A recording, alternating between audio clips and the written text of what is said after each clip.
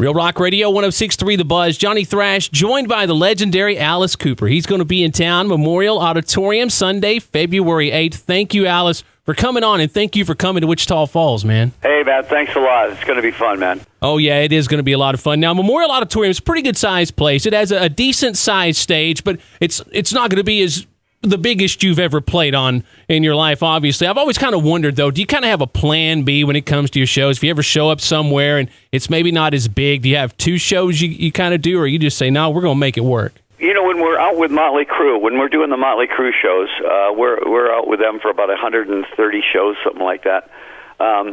We play a lot of the big outdoor venues, you know, and things like Madison Square Garden, Hollywood Bowl, things like that.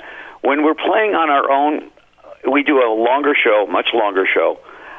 We do a lot more theatrics in it, and probably the tightest band I've ever had in my life. You know, this band is just amazing that I've got, and you know, we do all the hits and all the theatrics and everything like that. But to us, the size of the venue doesn't really matter. I mean, we've been doing this for so long, for 45 years. You know that it's going to be. All we know is it's going to be the best show you've seen all year. Mm-hmm. Yes. And that's the only way that I will allow it is for it to be the most, it's going to be the show they talk about the next day for sure. Because, you know, we don't do anything, you know, that's not all the way. When we talk about the routine, you know, your theatrics and whatnot, do you have a different kind of thing that you set up, you know, before you head out on a tour, and you kind of do that same routine, those same theatrics throughout that tour, and then mix it up the next time? What it is you set up a show. You know, you do a show. You know what songs you're going to start with. You know what you're going to do, all the hits. You know that. And then you think of, you know, we'll do some of these really deeper cuts for the real fans, the fans that go, I never thought I'd hear them do that song. Yeah. You know, and then I try to find the songs where I can really show off the band. You know, I've got 3 guitar players, and all 3 of them are monsters. You know, yeah. I've got the best drummer in the business, a bass player, and I've been together 15 years. And on top of it, you throw all the theatrics on top of that, and it really is an exciting show. It's sort of like an extra Halloween, you know, in the middle of the year. But, you know, I guarantee it's the highest energy show they're going to see all year. Oh, I don't doubt that, not one bit. You know, and because of the theatrics and everything, I remember being a kid, and I saw you as this really scary dude, you know. So, oh, man, Alice Cooper, you and Ozzy were those two guys. These really, really scary guys. And now I'm older, and the perception has totally changed, you know. I see, you know, you know, and the funny thing is the Alice character has gone through a lot of generations, you know. Even though Alice is still, I think, the ultimate rock villain, there's a lot of comedy involved in it. There's a lot of drama involved in it.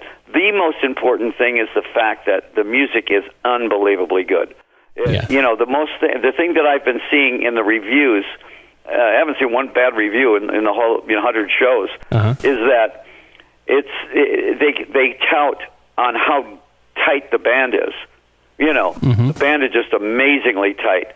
And so the audience isn't just getting the theatrics, they're really getting the cake of the music. Yeah. And that's really what I'm proud of with this thing. The theatrics we can do all day, but when you get a band that plays like this, then the audience is really getting a double portion.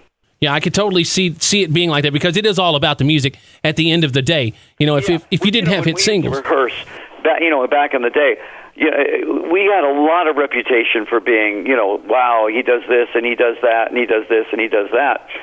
But they didn't realize we had 14 top 40 hits. Yeah. And at the same time, we were up against Led Zeppelin, the Rolling Stones, you know, the Beatles, every band out there. You had to be in those days as good as any of those bands in order to compete with them. So we would spend a 9-hour rehearsal. 8 hours would be on the music, just so you could compete with those guys. And that's what I've always put first: is put the music first, and then let the theatrics become the decoration of the whole thing. Yeah, reading up on you.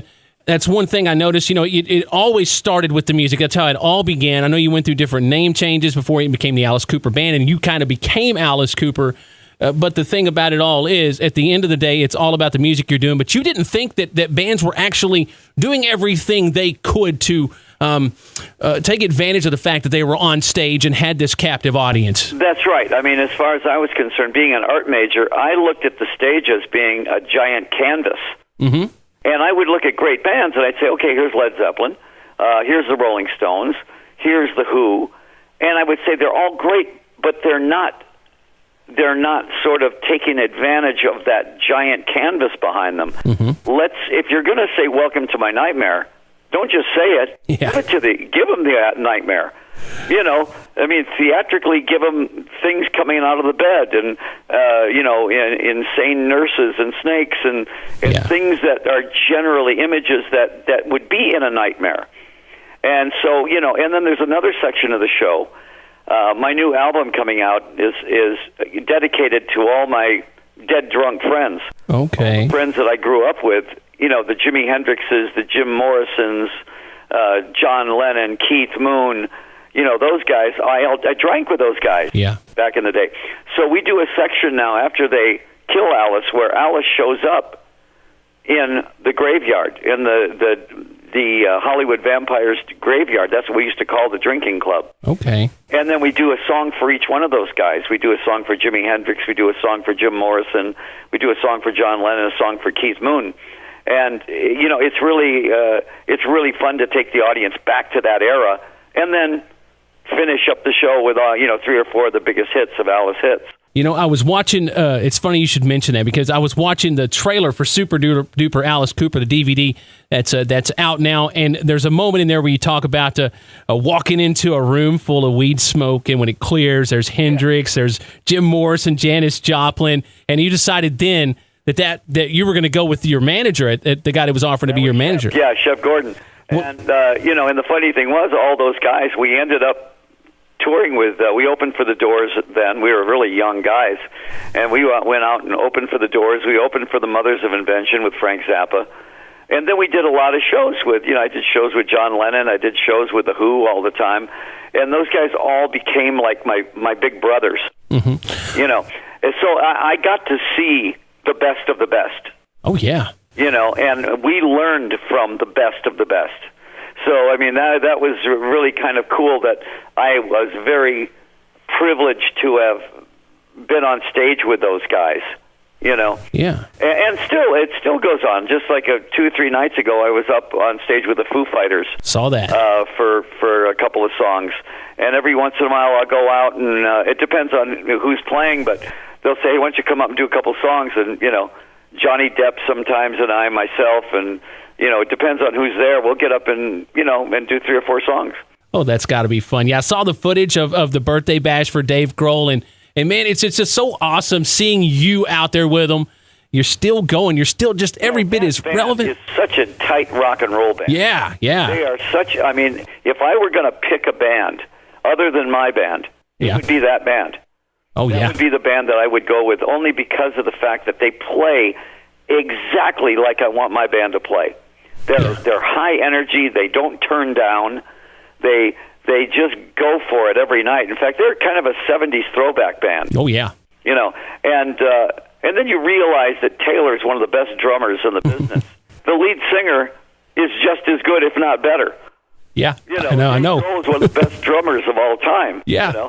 Oh, that is something. They're one of my favorite rock bands to come out of the last couple of decades. And they just don't let up. When they get on stage and start playing, they just do not let up. And that's what I like about them. Yeah, that's the spirit of rock and roll, man. They encompass it so well. And for them, I can just imagine being them sitting there, and you're coming up on stage. It's like, oh my God, it's Alice Cooper, And then you think about you walking in to that room all those years ago. There's Jimi Hendrix. There's Jim Morrison, and how you have come all this way, and it's like you're right there at the center of it all, man. It's all inspiring. Well, it's really cool. I mean, it's one of the. I was very privileged to come up in what I call the golden years of rock, where we were the next generation after the Beatles and the Rolling Stones, and so we got to learn from the best guys. And so I came up with Bowie and Elton John and Rod Stewart and those guys, and the funny thing is almost everybody that I started with back there in the 60s late 60s, are still out there touring. Oh, it's man. pretty amazing when you think of it. Oh, it's great. It's great. You know, and if you talk to people 30 years ago, maybe back in the 80s, like, oh, those guys, they're not going to live to be over the age of 50. They're going to be long gone. You told me when I was 30 years old. First of all, to get to 30 was pretty hard. You know, I mean, when you think of it, Jim and Jimmy and Janice and all those, they all died at 27 years old. 27, yeah. And if people say, well, Jim Morrison died really young, and if you would have known Jim Morrison, you would have said, how did he ever get to 27? Yeah. You know, I mean, the fact that he got there was he was living on borrowed time when he was 22. Oh, man. Those guys partied hard. Yeah, I know, right? And man, you know, you said something a little bit earlier. I caught on, and you were talking about the new album. So, what can you tell us about your next album, the follow up to Welcome to My Nightmare? Well, we decided I had never done a covers album. I've done almost 30 albums now, and I've never done a covers album. Everybody I know has done a covers album, and I said, well, it would be fun to do one, but let's not just do any covers album. Let's cover our dead drunk friends. Okay, yeah. All the guys that were in the Hollywood Vampires. And I forgot how many guys there were, how many bands there were that were involved in this drinking club. And once we started counting it up and started deciding what songs to do, you know, people were coming out of the woodwork saying, hey, I'll play on that. Hey, let me play on that song. You know, I can't even tell you who's on the album right now, but it's a phenomenal list of guys.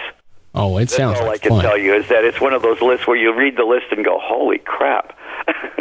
Oh, man, yeah, I can't wait to hear more about that. The main thing, though, is that we're going to be treated to one of the best rock shows, probably the best rock show on the planet, Sunday, February 8th, Memorial Auditorium. The legendary Alice Cooper will be in town. And, man, again, thank you so much for taking time to talk to me. Hey, Johnny, and I'll see you backstage. Come back and say hi, all right? Absolutely, man.